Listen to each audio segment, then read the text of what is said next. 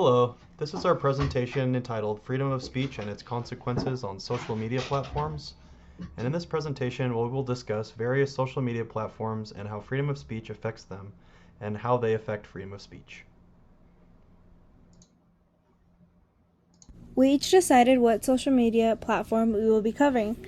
I will be covering Facebook, Eric will be discussing 4chan, Fatima decided to go over Reddit, Renwell is covering TikTok, Robert will be going over Twitter, and Christian will be going over LinkedIn. We each decided what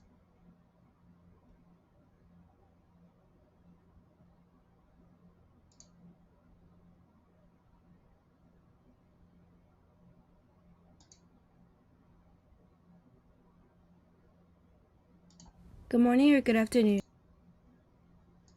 Now I'll be going over the history of Facebook and what it is. Facebook is an American online social network service that is part of the company Meta Platforms. Facebook was founded in 2004 by Mark Zuckerberg, Eduardo Saverin, Dustin Moskovitz, and Chris Hugan, all of whom are students at Harvard University. Facebook became the largest social network in the world with nearly 3 billion users as of 2021, and about half of that number were using Facebook every day. Membership was initially limited to Harvard students, but it by 2006 had expanded to anyone over the age of 13. Access to Facebook is free of charge, and the company earns most of its money from advertisements on the website. New users can create profiles, upload photos, join a pre-existing group, and start a new group. Facebook became the largest social network in the world with 845 million users by the end of 2011. The following year, Facebook's initial public offering, IPO, raised $16 billion.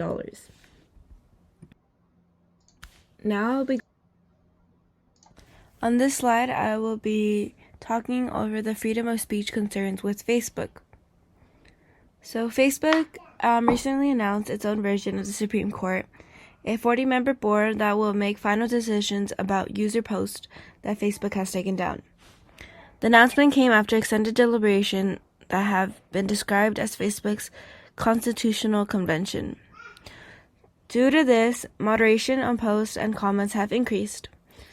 Facebook has almost entirely reversed their statements on its free speech rules by taking down hateful posts, increasing penalties for users who repeatedly share misinformation, and linking readers of any post related to COVID-19 to information from government sources.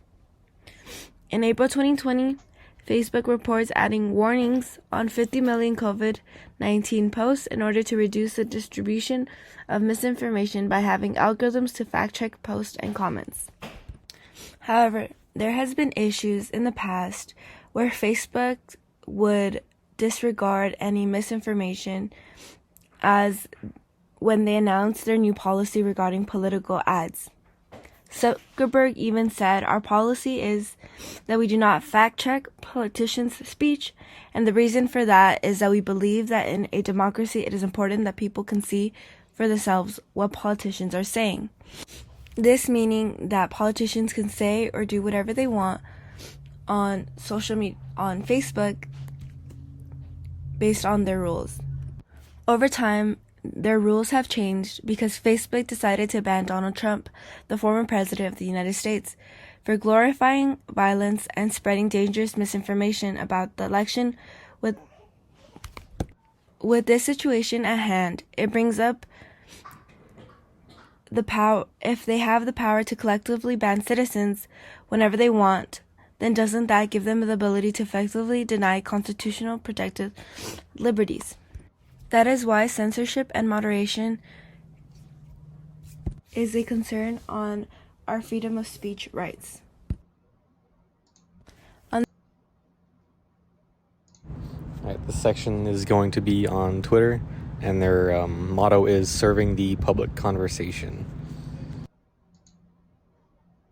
So initially, Twitter was founded as somewhat of a brainstorming session for the company Odeo. It was just their board members, and the idea was to try to get an internal messaging system set up for them. and this kind of was used internally with them. And the full version, which was like publicly released, was released on July 15th of 2006. We can see Twitter's usage growth here, and in 2007 it went from about 20k tweets a day to 60k, and in 2010 it had an amount of 50,000 tweets in a day, and about today there's about 500 million tweets that occur each and every day. Some of the freedom of speech concerns that Twitter has had around it involve a lot of censorship parts. They have controversies surrounding platform censorship, suppression, moderation of tweets, and more. And just to list a few, there's some censorship and moderation. There's some hashtag suppression that people thought they did. There's the Trust and Safety Council, moderation of tweets, both from people who would support a personal opinion, or even just like actual bots or like accounts used for propaganda. And one of the most famous is the moderation of President Donald Trump, who eventually got banned from Twitter.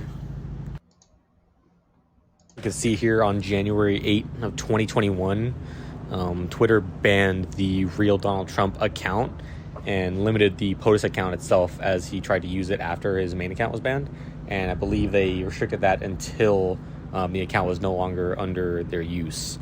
The tweets that lie from this were generally a lot of the tweets, but I think the main kind of tipping point, you would say, was how, or was right after the Capitol was actually stormed, I think. And a lot of the reasoning from that was that he kind of incited it. No, just a few more examples here. Not particularly like pertaining to how they surround speech, but rather how speech affects them. So they're banned completely in Russia, Iran, China, and North Korea. They're intermittently blocked in other countries as well, and heavily restricted in others as well too. Lots of countries have their own laws surrounding how Twitter could be used. So for example, in the United States, we really don't have that issue. We kind of just use Twitter freely, and we really haven't had any, certain legislative action against it, you could say. Lots of accounts have been removed from Twitter. These accounts range in purpose for propaganda, public opinion, influencing, more. In April 2020, they removed accounts that defended the Philippine president, Rodrigo Duterte's response to the spread of COVID-19 in the Philippines. And in November 2020, the CTO at the time and the future CEO, Parag Agrawal, said that our role is not to be bound by the First Amendment, but our role is to serve a healthy public conversation, focus less on thinking about free speech, but thinking about how the times have changed.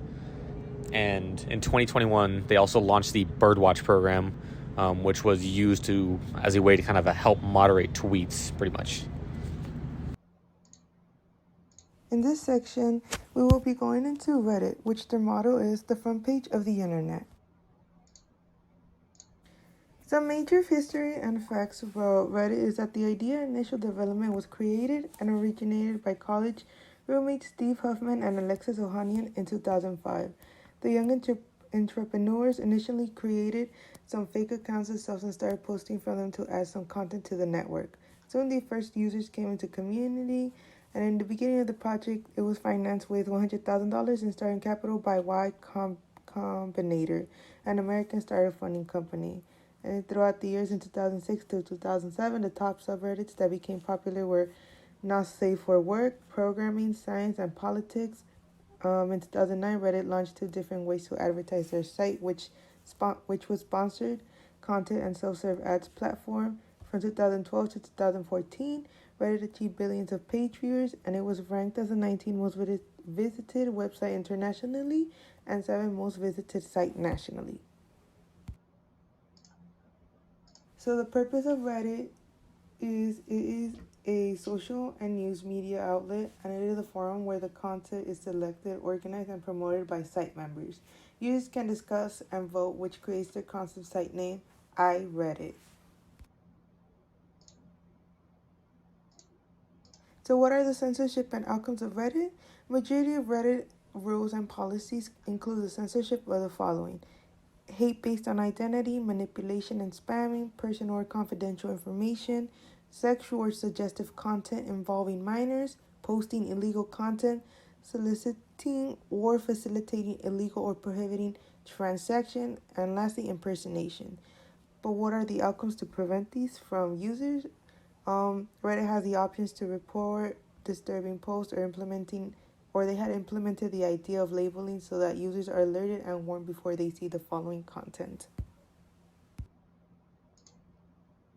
After learning the censorship and outcomes of Reddit, how do they enforce it? Well, Reddit enforced these rules by beginning to give you warnings, and then afterwards, if you don't follow or listen to any of the warnings, they start to temporarily or permanently suspend your accounts, the removal of privileges from your account as well. They add restrictions to certain communities, so you aren't able to join or you're banned, along with the removal of your content, and overall, it's simply just banning you from any Reddit communities.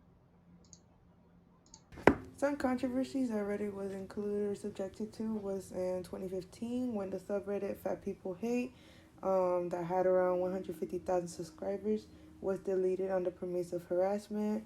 The incident sparked outrage within the Reddit community as the site was supposed to be a forum for free speech. Former CEO Yishan Wang told the BBC in an October 2012 article, "We stand free speech. This means we're not going to be banned distasteful subreddits. We will not ban illegal content, even if we find it odious or if we personally condemn it." Along with that, in November 2016, a subreddit was part of a conspiracy theory referred to as Pizzagate. According to a December 12, 2016, New York Daily News article, Reddit users suspected Hillary Clinton and a Washington, D.C. Pizza chain commit ping pong of sex trafficking.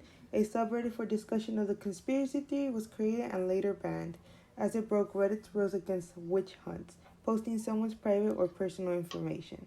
And lastly, in February 2017, Reddit banned subreddits whose members were part of the white nationalist alt-right movement because users were repeatedly violated the site terms of service regarding harassment and sharing identifying information. Users of these subreddits often made hateful comments about minority groups. Hello, my name is Christian Kabe, and I'll be going over LinkedIn and how LinkedIn limits its users' freedom of speech. Their slogan is connecting the world's professionals to make them more productive and successful. First, I'm going to go over a quick overview of LinkedIn. So, where and when did this company start? It was founded in 2002 in Mountain View, California, and their headquarters is located in Sunnyvale, California, along with 33 global offices. And what exactly is LinkedIn? It's a business and employment-based platform used by people for professional networking and career development. People can also share different types of content such as articles, slideshows, videos, and links to your website. Now, who's behind it? It was founded by Reid Hoffman and founding members from PayPal and Socialnet.com. I won't be stating their names because of pronunciation difficulties, but they are listed below if you're curious. Next, I'll briefly go over the history of LinkedIn. In 2003, Sequoia Capital was the first venture capital firm to invest in LinkedIn. In 2004, the company had 1 million users already, but it wasn't until March 2006 when they first reached profitability. 2 years later, in February 2008, LinkedIn launched a mobile version of their website, and months later, in June, Sequoia Capital, Greylock Partners, and other venture capital firms purchased a 5% stake in the company for $53 million, which gave the company a value of about $1 billion. In 2009, the company started expanding to the Asian Pacific region, where they opened an office in Mumbai, India, and Sydney, Australia. In 2010, LinkedIn opened their international headquarters in Dublin, Ireland, received a $20 million investment from Tiger Global Management, and the company was now valued at $2 billion. The company also announced their first acquisition, which was Mspoke, and Mspoke is an adaptive personalization engine. In 2011, LinkedIn surpasses Twitter in advertisement revenue with about $154.6 million, while Twitter made $139.5 million. In 2016, access to LinkedIn was blocked by Russian authorities for non-complying with the 2015 national legislation that required social media networks to store their citizens' personal data on servers in Russia. And later on in June, Microsoft buys out LinkedIn for $196 a share, which totaled out to be $26.2 billion, while keeping Jeff Weiner as the CEO. In June 2020, Weiner steps down as the CEO and became the executive chairman, while Ryan Roslensky, who was the senior vice president of product at the time, stepped up to become the next CEO. Lastly, I'll be going over some freedom of speech controversies pertaining to censorship and an example for each one. The first is political censorship. In an article from the Heartland Institute, one of the authors experienced censorship based on political views when their post linking to a new paper on global temperatures was suddenly removed because it went against their professional community policies and that users were to not share false or misleading content. The post was removed even though the authors consisted of doctors from MIT and top climate scientists in the world, while having legitimate sources and facts. Next is government influenced censorship. Microsoft actually shut down LinkedIn in China because the platform censored posts by the government's request. Third is racial censorship. Walter Geer, who is one of the few black creative directors in the ad industry, claimed that the platform is biased against them because they had posts about being black in the workforce and other racial issues that either didn't get posted or were removed. Lastly is account suspensions. Election investigator Greg Phillips was going to expose acts of fraud in the 2020 election with his movie 2000 Mules, but his account was taken down just 1 week before the release of it.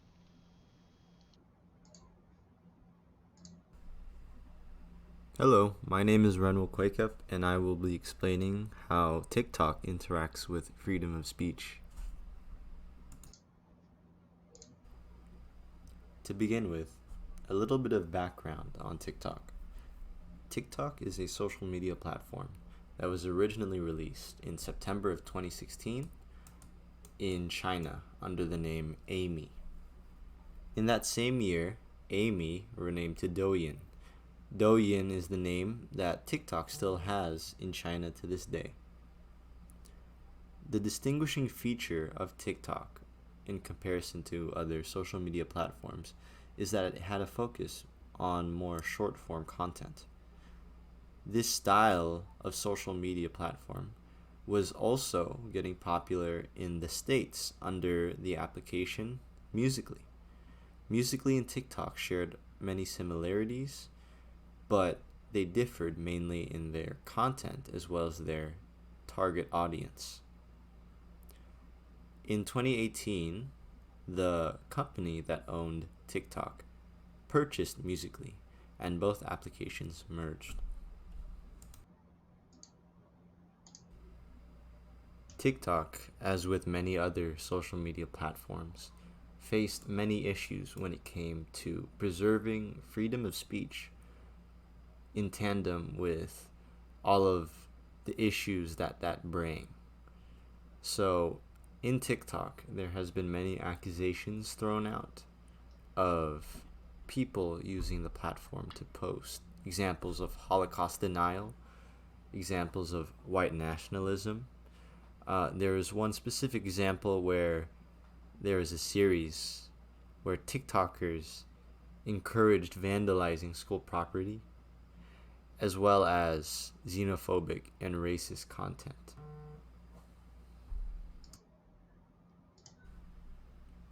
As seen in the previous slide, freedom of speech can and has been abused.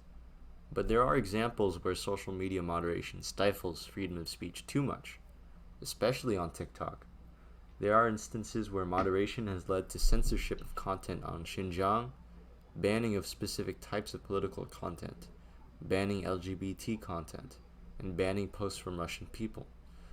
These examples help highlight the challenge that comes in the relationship between social media and freedom of speech. That being social media's status as a private company, and it being the primary forum for people to express ideas and opinions. which is a concern that is compounded in the case of TikTok, a private company with ties to a government that doesn't value freedom of speech. Hi, my name is Eric Diaz, and I'll be covering the website 4chan.